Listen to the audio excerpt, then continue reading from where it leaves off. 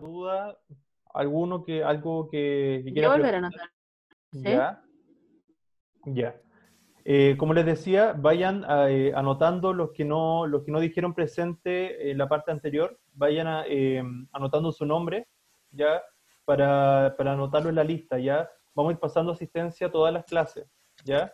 Muy bien. Vamos a terminar de ver ahora, ya vimos la primera actividad, ya. Hay alguien que tiene el micrófono activado. ¿Quién tiene el micrófono activado? Ahí sí, por favor. Ya. Vamos a revisar, como les decía, la segunda parte que es de comprensión lectora. Por el tiempo no vamos a alcanzar a verla completa, ya, pero está disponible para que ustedes la sigan trabajando después. ¿Ya? Bien. Ahí está. Eh, Bien. En general, ya, bueno, nosotros ya vimos estrategias de comprensión lectora la semana pasada. Quiero recordarle algunas cosas que son importantes. Respecto a la lectura, ¿qué no deben hacer? Por ejemplo, no nos sirve leer mecánicamente un texto, ¿ya? Una lectura mecánica es una lectura que uno lee así como, lee por automáticamente, pero como que no le da sentido a la lectura. Eso no hay que hacer. La lectura literal tampoco hay que hacerla, porque la lectura, ustedes saben que toda lectura, todo texto tiene a veces un sentido más oculto, un sentido más profundo, ¿ya? Entonces a veces no nos sirve quedarnos solamente con lo que dice literalmente, sino que la comprensión lectora implica muchas veces ir más allá, ¿ya? Eso también es importante, ¿ya? Pero claro, entonces no nos sirve una lectura literal.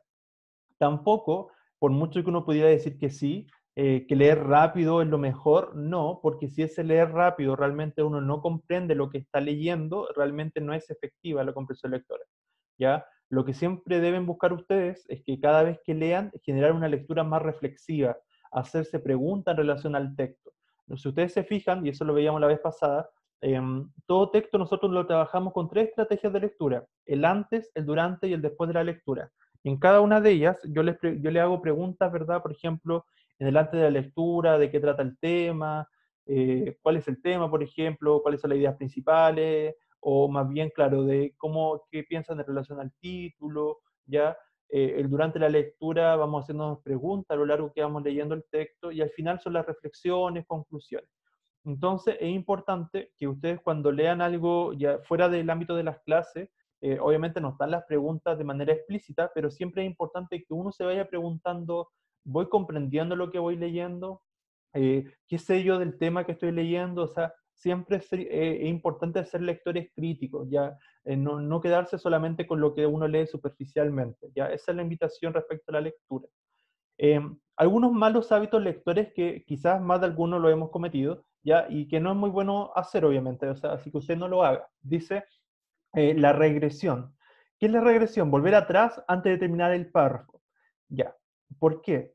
Porque, por ejemplo, si ustedes están leyendo y no van comprendiendo algo, siempre terminen de leer ese párrafo y después, si quieren, después de haberlo terminado de leer y no antes, no cuando van en la mitad, volver atrás, ¿ya? O sea, siempre terminar el párrafo primero. ¿Por qué? Porque a veces las ideas principales en un párrafo están al medio o están al final. No siempre la idea principal está al principio del párrafo. Por eso es importante, perdón, siempre leer los párrafos completos, ¿ya? Otra cosa que a veces hacen, no sé si a ustedes les ha pasado, es que la vocalización. ¿A qué quiere decir esto? Está bien cuando leemos en voz alta porque obviamente estamos modulando, pero cuando estamos leyendo de manera silenciosa o para nosotros mismos, ¿verdad? Hay gente que a veces mueve los labios y realmente eso distrae, ¿ya? Y no debería ser así, porque en realidad uno está leyendo para sí mismo, pues no está leyendo para otro, entonces no habría que vocalizar ahí, no habría que mover los labios.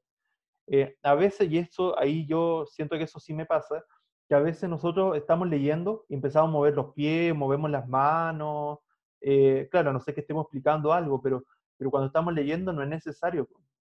Claro, a veces uno por ansiedad o por otra situación empieza a mover cualquier cosa, los pies, las manos, o se mueve uno mismo, pero en realidad eso lo único que genera un cansancio adicional al momento de leer, porque en realidad la lectura, lo importante es que los ojos, ¿verdad?, generen el movimiento de la lectura, pero no el cuerpo.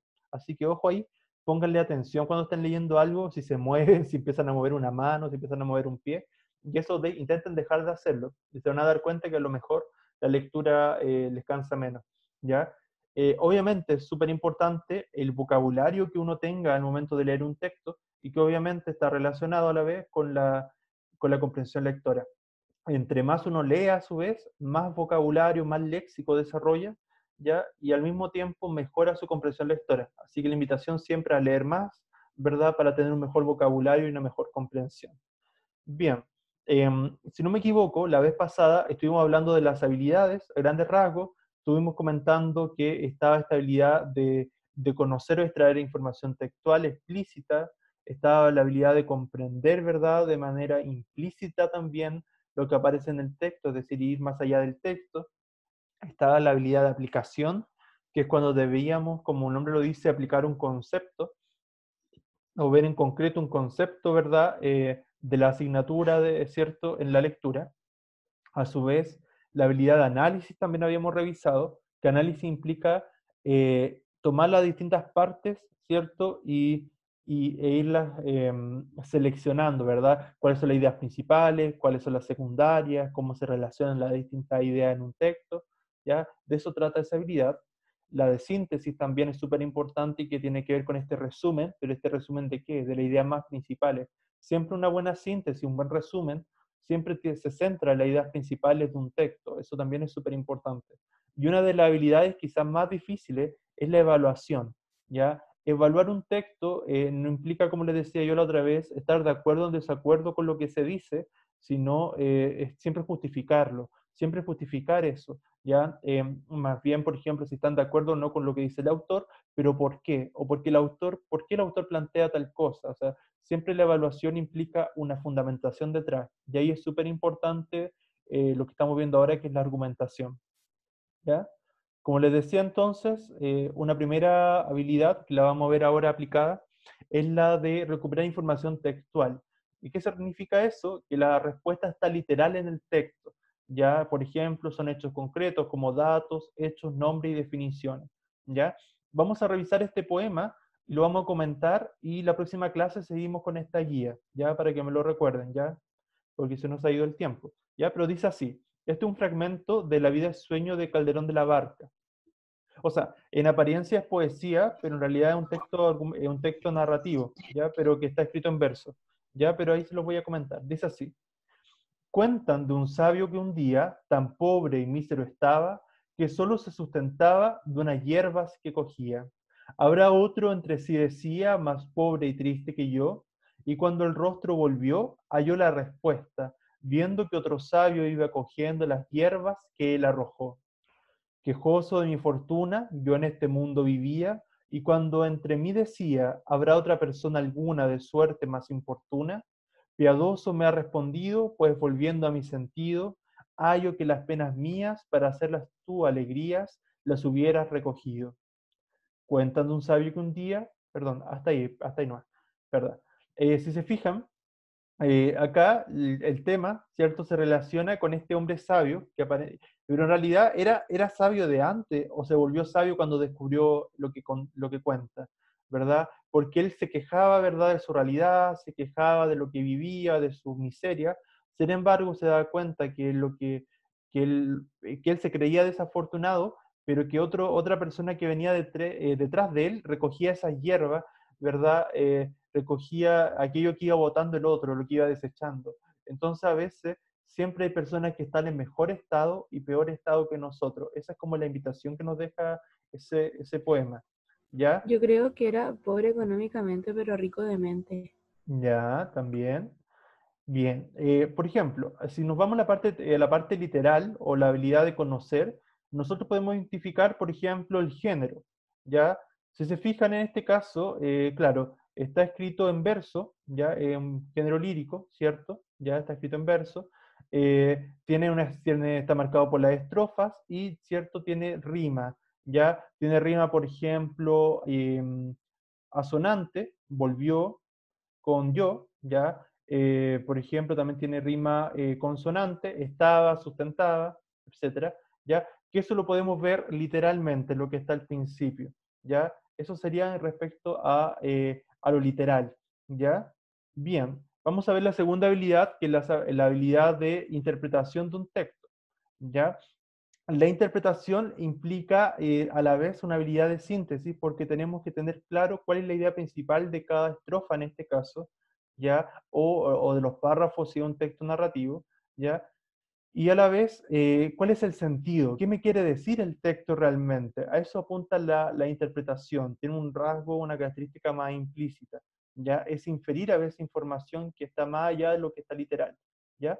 Bien, y como bien decía, ¿cierto? Herapías, si no me equivoco, ¿cierto? Era un sabio, ¿ya? Que, como decíamos, era un hombre La pobre, mismísima.